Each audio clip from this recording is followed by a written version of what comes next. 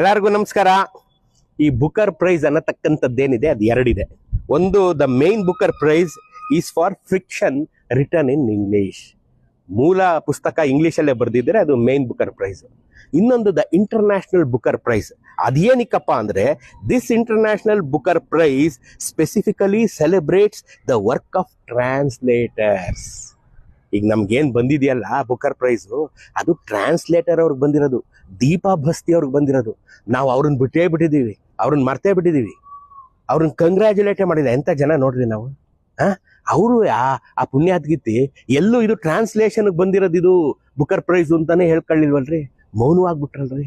ನಾವು ಗುರುತಿಸ್ಲಿಲ್ವಲ್ರಿ. ಎಂಥ ಜನ ನೋಡ್ರಿ ನಾವು. ಏನ್ ಹೇಳ್ತಾರೆ ನೋಡ್ರಿ ಗೂಗಲ್ ಅಪ್ಪ, this International prize specifically celebrates the work of translators ಅಲ್ವಾ.